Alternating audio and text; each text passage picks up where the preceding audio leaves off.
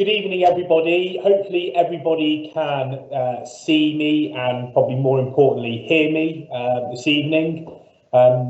Firstly, I suppose it's disappointing that we can't do this face to face.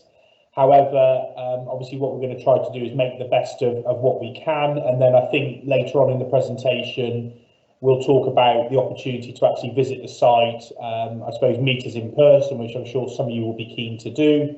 And then obviously as we sort of progress into September, I'm sure that at that point we'll be sort of fully open and you'll be welcome on site. So firstly, just some introductions. Firstly, my name's Stuart Ingram. I'm the principal at the Academies. Some of you may know or may not know, I'm also the executive principal at Glenmore and Winton Academies as well. Glenmore and Winton Academies, some of you will know, are in towards the north of the conurbation. And so my role there is as executive principal, where I support the principal, and the idea is that I'll split my time between Glenmore and Winton and Avonbourne Boys and Avonbourne Girls Academy. At the moment I'm spending my week here and spending probably less time at GW, whereas next year that my time will be a little bit more split. The other people on the call today, it will get better, by the way. So you're going to start with me and then it'll get a little bit better and you're going to get to meet James Goldsmith, who is the assistant principal. James looks after behaviour, culture and education with character. And we're going to talk about that a lot tonight. So I was a PE teacher by trade, obviously not so much now, probably a little bit old for that, but ultimately a lot of I suppose my views on education and certainly how the schools are set up now, you know, at Glenmore Winton and also at Avonbourne is very much about what's going on outside of the classroom. And so we're really interested to find out as time goes on about what the interests are of the boys and the girls that joined us in September, and then ultimately about how we can meet that. And you know, this week, for instance, we've just appointed 2 PE teachers. We're going to appoint another one next week where we've got some interviews lined up, and so sort of sport and arts and things like that will really unpick probably over the next sort of 20 to 25 minutes. And then finally, I suppose the star of the show is Miss Barr.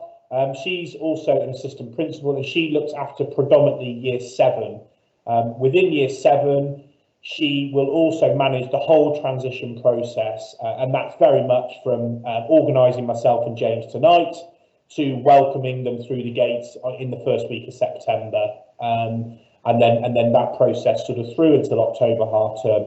She's also head of year 7, and so when your son or when your daughter joins, Miss Barr will also be the head of year. So ultimately she's going to be probably that sort of face, that friendly face about when the children are making that move. And I suppose I can talk with real personal experience here that I know this is a big evening for lots of you. I've got children myself that have just gone through this process. So I've got one child in year 3, and then I've got another one in year 7 and another one in year 8. And so I know that this is probably the most difficult sort of experience I think that I had, certainly as a dad, that you want it to be right, you want it to be perfect, which is completely understandable. And so what we're going to do tonight is give you a real honest sort of capture of what Avonbourne is and probably what Avonbourne isn't as well. And we'll really unpick that with you this evening. Thank you, Fiona. So we're really proud of what we've done. And some of you will be aware that the schools have gone through some change in the last couple of years. Ultimately, the girls' school, as you know, was graded good by Ofsted at the last inspection, but the boys' school wasn't. And you'll know that the boys' school had serious weaknesses. And predominantly, there was gaps in both of what we were trying to achieve. And ultimately, we're really proud of what we've achieved. And that's why we're absolutely gutted that we can't show you the sort of school on a day-to-day basis. And so when we're able to get you into school, I'd really encourage you that you take up that offer of coming into school. As I said, you know, when I was the head teacher at Glenmore Winton, you really see what a school is like at 10 to 3 on a Friday afternoon. You don't really see what a school is like on an open evening. And so I'd really encourage you to get to see the school during the school day. Beyond that idea around continuous improvement, we want the schools to get better day in, day out. And that means that yeah, we're proud of what we achieved last year here. We're proud of what we're achieving at the moment. We're incredibly proud of the remote offer. And if you've spoken to parents of children that already have got the school, you'll realise that, we had 100% live offer, which was very out of kilter with what the other local offer was.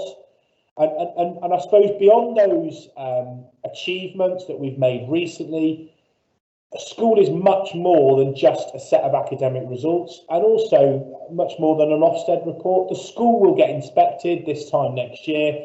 We'll welcome an inspection at both the boys and the girls' school, and that's something that we're looking forward to. And I suppose within that report, I'm sure that they'll capture those improvements. United Learning have certainly captured those improvements. But I think the point I wanted to make, that secondary school life is much more than just what is a published set of examination results, what is a published Ofsted report, and you would hear the same message about that, whether it was here or whether that was hopefully anywhere else, certainly that I'm involved in. Thank you. Sort of moving on, I suppose you want an idea of what United Learning is. United Learning is a multi-academy trust. Some of you may have experience of this.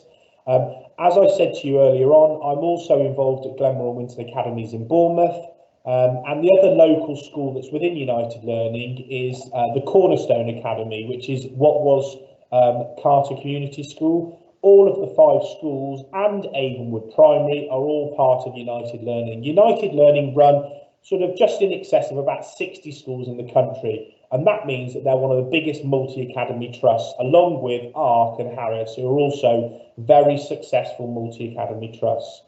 The point I would make about the multi-academy trust United Learning is it's got a real strong track record of turning schools around. And I suppose, you've got a local example, with Glenmore and Winton, but there are also examples sort of dotted around the country where schools have gone through a checkered past and they've come out the side very strong. And I think, the reason why United Learning got such a strong track record is fundamentally the leadership within that.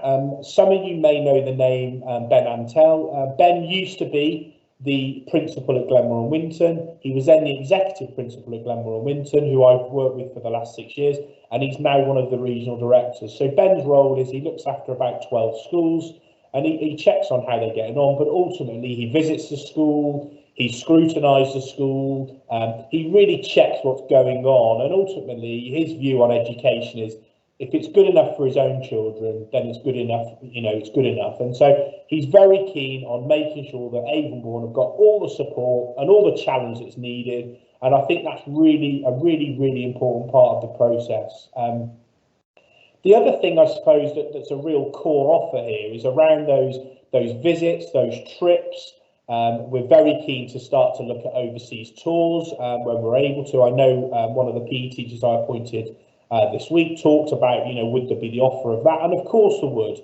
I was lucky enough to visit Canada, as a part of a rugby tour when I was younger. And I suppose, if someone said to me, what are the 3 things you remember about school? That trip would be one of them. And so it's really important that we give the pupils the opportunity to be able to go on trips and visits. And it doesn't need to cost lots of money. There's lots of things we can do on a very, very small budget. And that's something that we would support. Finally, from me, I suppose co-location, you'd have heard the word that the boys are with the girls now and the girls are with the boys. Well, ultimately what that means is we think it's the best of both. And by that it's single-sex teaching in a co-ed environment. So walking the school today, I walked in, I saw some great Year 8 lessons. Some of the boys were working really hard. I sort of walked down the corridor and there's a great girls group in Year 9 working very hard. They're single-sex lessons, but then ultimately at break time and during their social time, they are obviously mixing together, which I think is really nice for lots of different reasons. And I'm sure we'd agree with that. On this call today, there's myself and Mr. Goldsmith, and there's Miss Barr. There's Miss Barr. Okay, so there's males and there's females, and I think that we feel that's the real best of both. The other things that we would look to do are things like the school choir, school productions, even sports teams. It's important that the boys get the opportunity to mix with the girls, and likewise the girls get to mix with the boys. And so for us, that's a real positive thing. And again, going through this change sort of 8 or 9 years ago, we can see the benefits at another local school about how this has really helped the school. What it does as well is it really shares teacher expertise, and it also really helps us to offer a broader curriculum. And so where we may have, this year we're expecting about 180 boys, we've now got probably a year group of 400. And so with that real sort of range offer, we're able to offer so much more. And so if you look at Key Stage 4 and if you look at Key Stage 5 at GCSE, we're offering lots of subjects that you might not be able to offer if the numbers were smaller. So we offer drama, we offer music, we offer art, we offer product design, we offer catering. And what you'll find in lots of smaller schools, that's a real challenge. The other, hopefully you'll see it as a positive thing, is that there's one senior leadership team. And so ultimately, I'm accountable for both schools. Miss Barr is the head of year for the boys and for the girls, and Mr. Goldsmith will also work across the schools. So the senior leadership team works across both schools. And so we're having such a great senior team, we're able to really share that expertise. Now, looking from the outside, it would seem as if it's two separate schools. There's two Ofsted reports, there's two websites, and we're very much treated by United Learning as two separate schools. So if you go on to check on the results or anything else about the schools, you'll see that they're two separate schools, but what they are is they're co-located. What I'm going to do now is hand over to Mr. Goldsmith. What we're going to do is at the end, just a huge thank you to those people that sort of emailed in questions.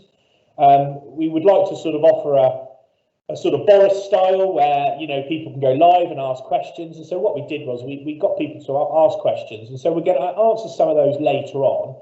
What I would urge you to do is if we don't capture some of the questions that you've got, can you please use the email address that's going to be posted at the end of the presentation?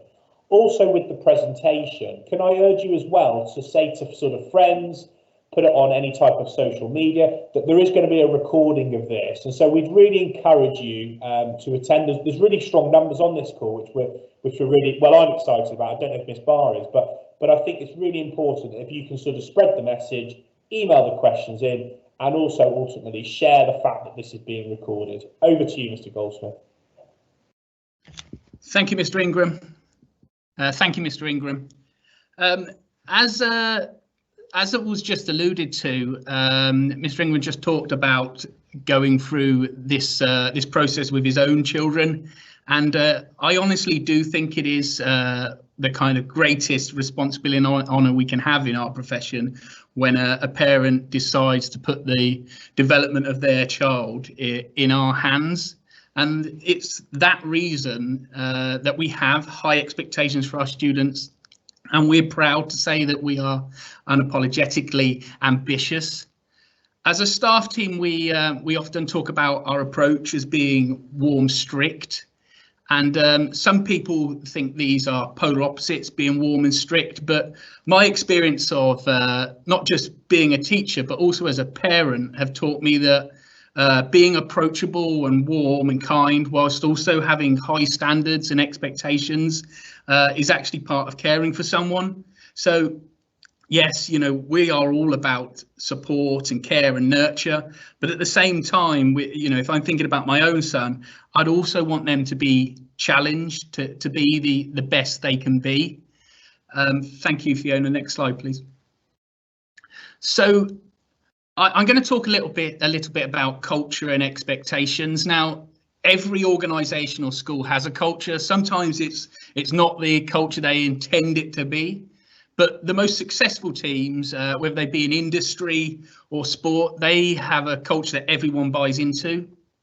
And here at Avonbourne, ours is based around 10 principles and behaviours that we call the Avonbourne Way.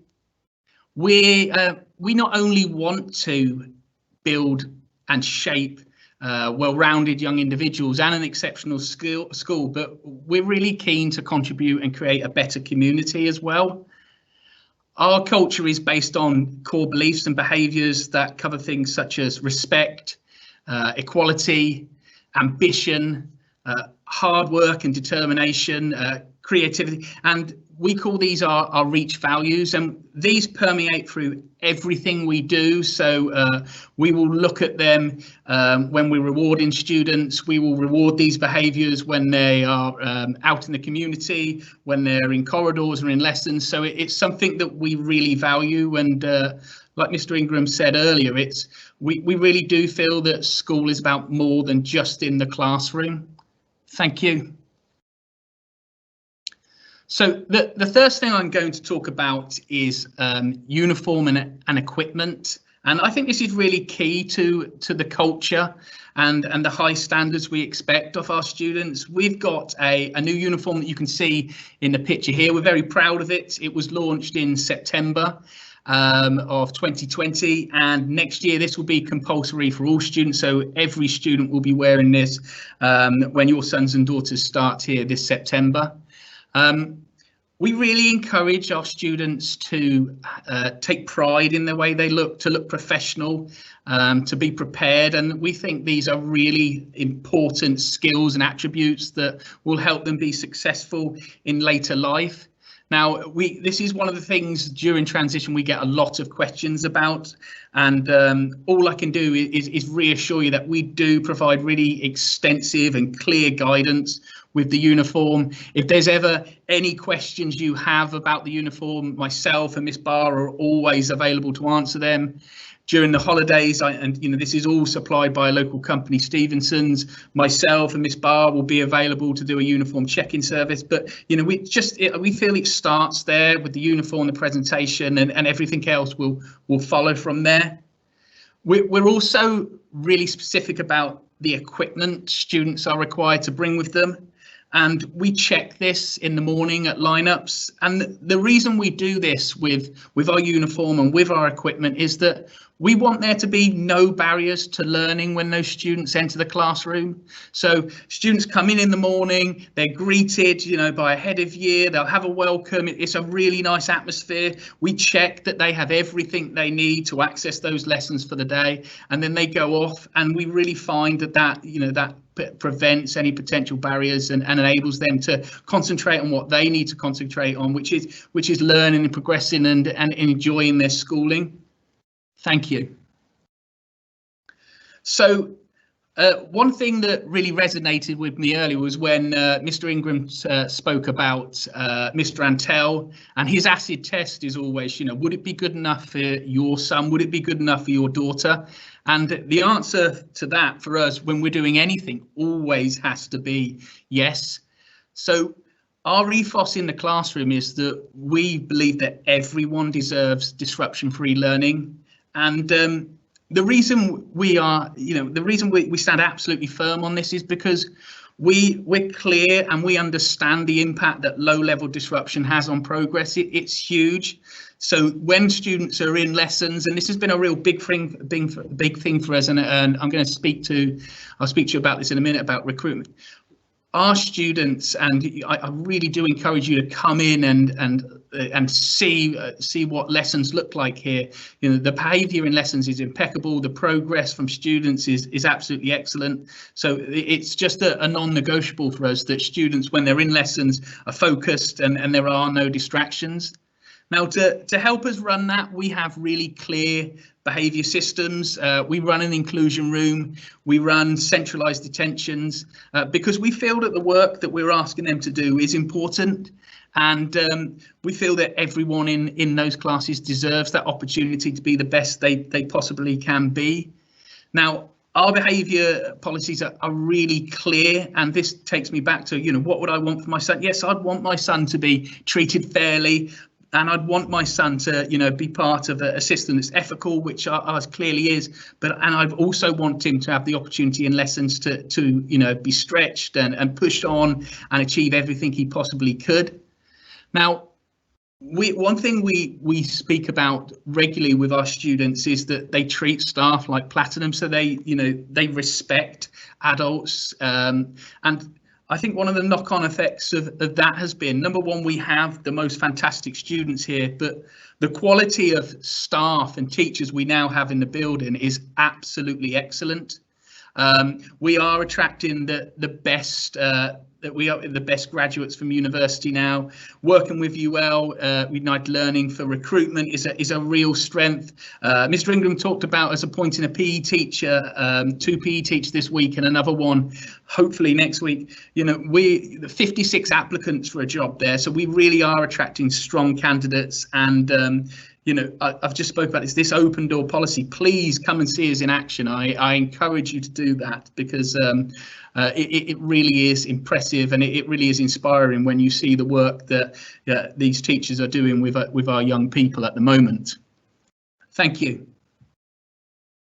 Now, I spoke about this earlier, and my background, along with Miss Barr's and Mr. Ingram's, is in, you know, they're in sporting creative fields. I'll leave it to you to work out between Miss Barr and Mr. Ingram whose background's in rugby and whose is in dance. But you know, we're really passionate about this, and we believe that, you know, academic success is really important. That exam passes are an important aspect of that, but there is really more to a good education.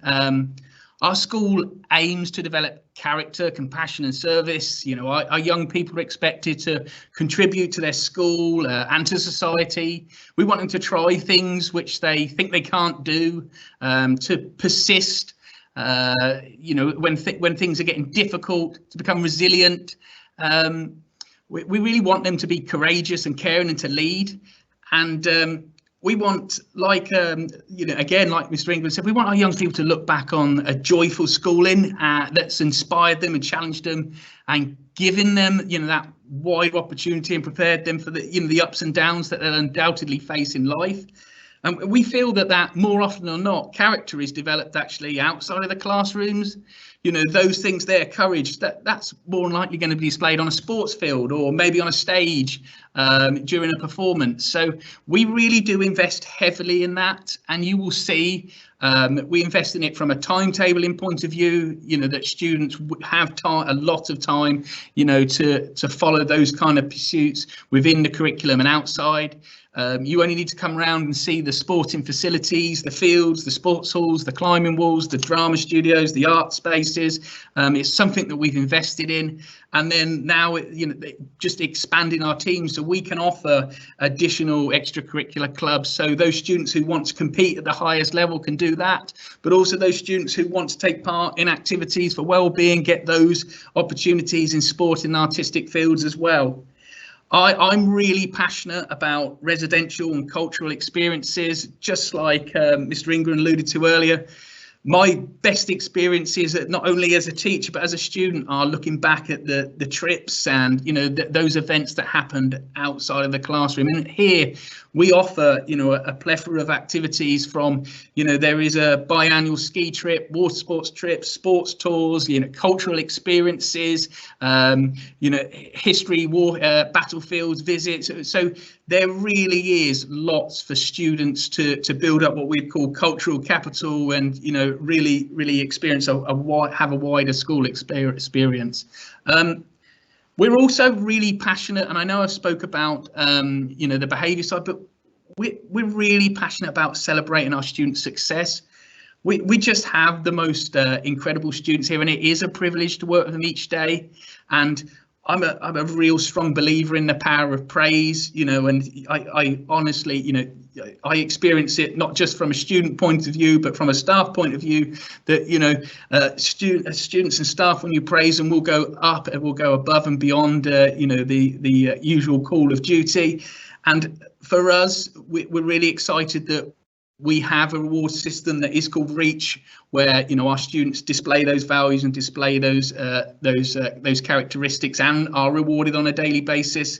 We have a new system at school called Arbor, which has a parent app. So the really nice thing about that is when we reward students, that parents get automatic, you know, and instant notifications of those rewards. So it establishes that link and communication. So, you know, we really are about finding students' strengths, empowering them, and you know, and hopefully, you know, just providing them with an education that covers all bases. So we find what it really is, that their passion and what they want to pursue further on in life. As Mr. Ingram said, I'm now going to pass on to Miss Barr. Thank you for attending, and Miss Barr, over to you.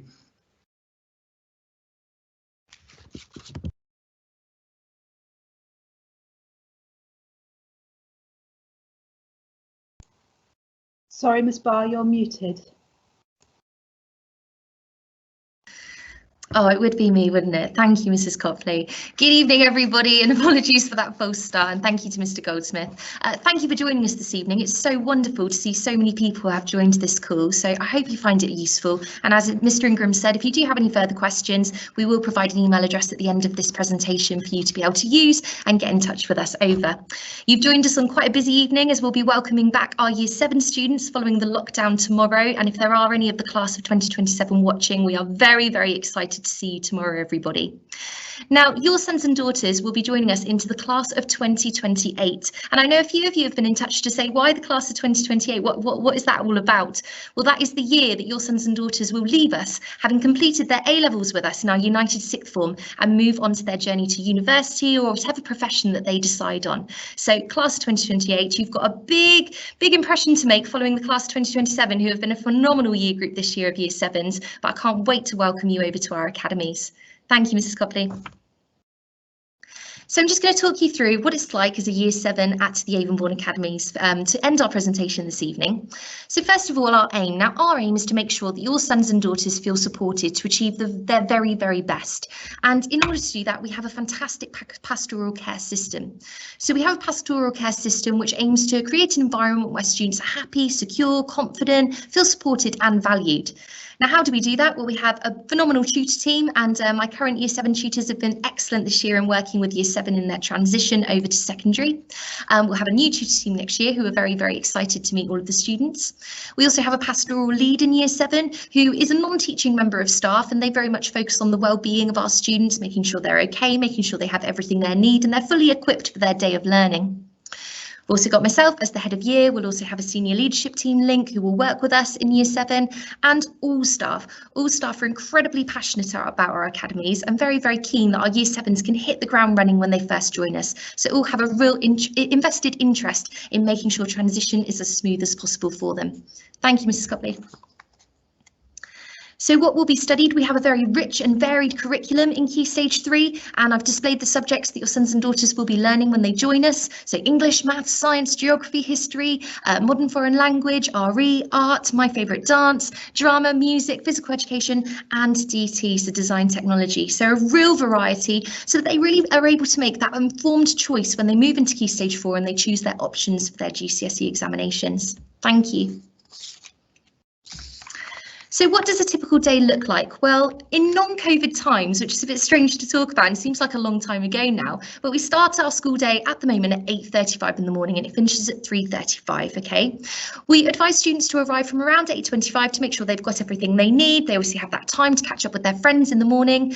We also have a canteen opening up early, so if students want to drop by, if they need to be dropped in a little bit earlier because parents are dropping off other children, or if they need to get some breakfast, we do sometimes see students catching up on a little bit of studying in the morning before they join class as well, so the canteen does open up a little bit earlier for those opportunities.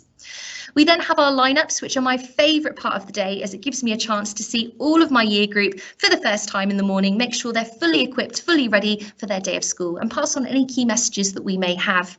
During those lineups, we also make sure that their uniform is all correct, they've got all of their equipment with them, and we also look at their first impressions cards, which I'll show you here now, and I'll be showing the students as I come out on my primary visits over the next few months what they are, what they entail, and what they mean. We then have tutor time first thing in the morning, which again is a great chance for the students to settle into the day, ask any questions they have, ready for their day of their timetable. We currently have a 5-period day, including a 20-minute break and 40-minute lunch. We also have a DEAR programme where students literally drop everything and read and do some class reading and other reading techniques each day, which is fantastic. And I know it's some of our teachers' favourite time of the day. And then, of course, as Mr. Goldsmith has mentioned, we've got a fantastic provision of extracurricular clubs, which we are able to get back up and running from next week. So we're really, really looking forward to getting our current students involved in the offer that we have for them. Thank you, Mrs. Copley. Now, in the first half term for Year 7, students have a majority of their lessons with their tutor group, okay? And this is mixed ability. And teachers will have an understanding of individual students' abilities through information from the Year 6 teachers. So I make sure that I meet with all of the Year 6 teachers, have conversations about your sons and daughters, have a real clear understanding of their strengths, their areas that they need to develop, how we can support them best in class. So that will be shared with their teaching staff so that teachers are aware of what we can do while we're teaching them in mixed ability groups. We will also be doing reading and spelling age tests early on when the Year 7s first join us, so that information will also be shared with staff so they can obviously pitch it to the right level for your son and daughter. Thank you. Now, following that, in around late September, early October, the students will sit assessments in core subjects, so in their maths and their English. And this data, in conjunction with their reading and spelling ages, will be used to place them into their streams. Now, the results of these streams will be shared with students and parents, and then following on from that, there'll be a parents' evening where you'll get a chance to discuss the results of that with your son or daughter. So, for example, in the girls' side at the moment in Year 7, I've got 8 classes, and in the boys' side, I've got 5 classes, and therefore I've got stream 1 to 8 in the girls' side and stream 1 to 5 in the boys' side. Now, students do remain in these streams until they do their next round of assessments. And for Year 7, that is at the end of Year 7, okay? So they remain in that stream for the year, and then we do a full rank order assessment. They will do an assessment in every single subject at the very end of the year, and this will place them into their new streams for Year 8. In Year 8 and Year 9, there are several other opportunities for students to be reassessed and looking at their streams in that process. So I believe there are 6 different opportunities for that during Key Stage 3. Thank you. So some key dates for you to start thinking about in terms of transition and in terms of us welcoming your sons and daughters up to the Avonbourne Academies.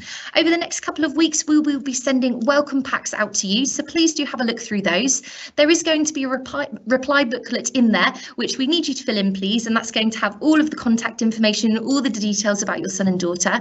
And we are going to set a return date of Thursday, the 1st of April. Okay, so do look out for that coming into the post to you over the next couple of weeks. And when you are able to, please fill it in and get it back to us as soon as possible. That would be brilliant. As Mr. Ingram and Mr. Goldsmith mentioned, we are so keen to get you into our academies to show off what we do, because we really are very, very proud of our offer here. And as soon as that is possible, we will be setting up open mornings for you. And we're hopeful that might be able to happen after the Easter holidays. So please do keep an eye on our website, where we'll be posting information about those. And of course, when we do have key dates, we will get that information to you.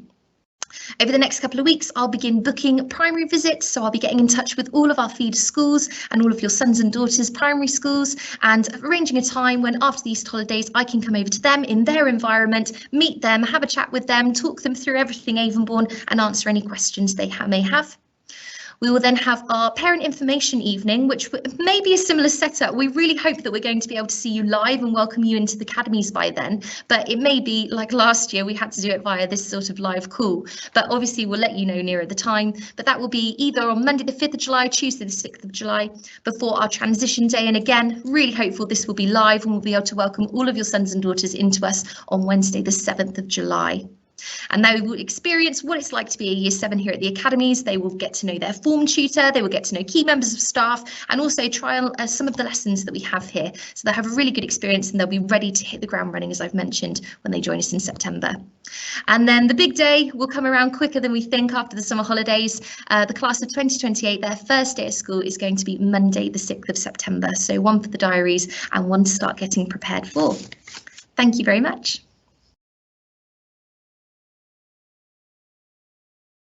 Now, we do have some questions that came through, so thank you for sending those through, and Mr. Ingram is going to answer the first few. Thank you. Yeah, and thank you for the questions. I suppose we've put them into categories really. So, and as I said, do email. There's an email address that follows this slide if you haven't had your question answered. So there's there was a question around, a couple of questions around the leadership of the academies. And specifically what's sort of happened recently. Well, Mr. Nash was appointed as the principal.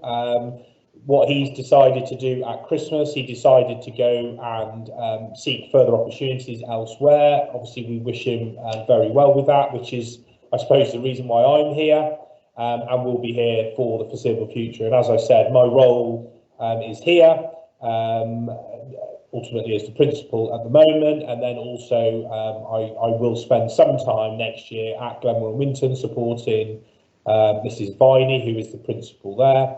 But at the moment, my day job, as you would say, is very much based here, leading the two schools. And there was a question about, you know, am I in charge of sort of one or the other? Well, no, you know, I suppose fortunately I'm in charge of both, and so hopefully we've made that clear today. There was also a question around the school day, how that looks. Obviously, Miss Barr's giving you an overview. We're reviewing that at the moment. The start time won't change. We're quite limited with bus routes and just getting the children to school and making sure that that works for people.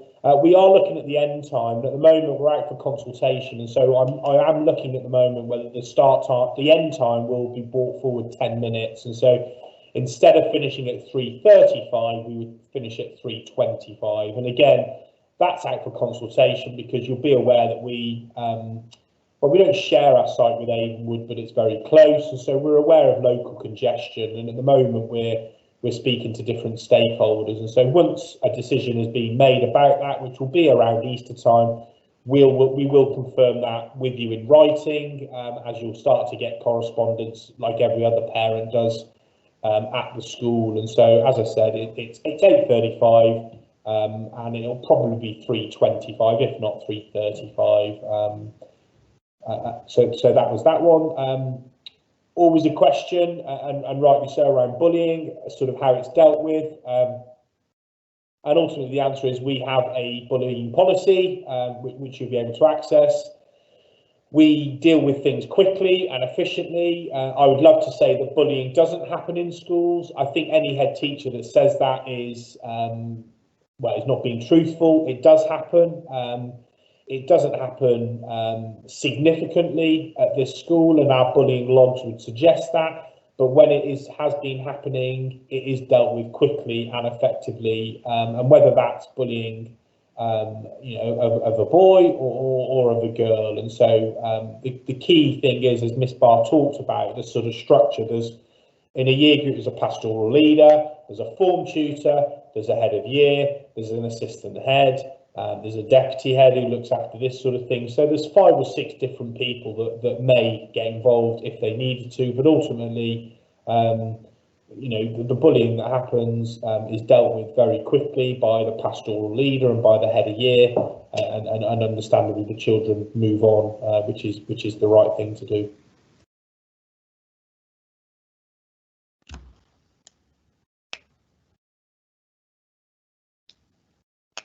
Thank you, Mr. Ingram. So there was also questions that came through about whether we have a grammar stream. Now, that is something we don't have at the moment at the Avonbourne Academies. We do, as I've mentioned, have our stream groups, and we very much teach all of our students exactly the same material. We have the same offer for all students. It's just about, I suppose, the way the work is scaffolded down to make sure that students are able to access it. So at the moment, we don't have a grammar stream, but that is something we're looking into for the future. In terms of visits, someone was very keen and said, when can we come and see you? And absolutely, as soon as possible, as soon as we can get that green light from the government to say that we can have visitors in, we will of course let you know. And we're very keen to show off, like I mentioned, what we're doing here at the Academy. So please look out for on our website and for further communication about when we can get you in for some open mornings and some visits. In terms of transition, yes, we've got lots of events planned. Obviously, last year's transition for our current Year 7s was slightly different because a lot of it had to be online. So if you do have a browse on our website and look at our current Year 7s page, so the class of 2027, if you scroll down to the bottom, you'll see some of the videos and things that were created last year. However, obviously, we're hoping a lot of these things are going to be live this year, and we're actually going to be welcoming you in, along with your sons and daughters, being able to get out and visit you as well. And I'm also looking at hoping to do a Year 6 disco towards the end of this year as well, which I know a lot of the staff are already very excited about, and it will be a fantastic opportunity for your sons and daughters to make some friends before the summer break, so they feel a little bit more reassured when they join us in September. Another person sent through a question about masks. Obviously, that's quite a new thing as well, and we're hopeful that maybe we'll be in a situation by September where we won't even mention the word masks. I don't know, but at the moment our students are wearing masks and they are wearing them in lessons. But obviously, if there is a reason that a student can't wear a mask, the parents have been emailing through, in fact, over the last few days, and we've been providing them with exemption lanyards. So obviously we listen to every situation and make sure that your sons and daughters feel comfortable in this current global situation that we're in making sure we also keep everybody safe. Thank you, Ms Copley. Okay, so as mentioned, please do get in touch with us. Our website will continue to be updating over the next few weeks and months with further transition information. When the booklets and the information booklets come home to you, I will post a copy of those on the website too. So if for whatever reason they do get lost in the post, and fingers crossed they won't, everything will be available to you on the website. And as mentioned, our email address for the class of 2028 is on the screen now. Please do get in touch with us if you do have any further questions. We'd be more than happy to answer them for you. Class of 2028 at avonbourneacademy.org.uk. Thank you so much for joining us this evening, and we very much look forward to welcoming you to our academies very, very soon. Bye for now.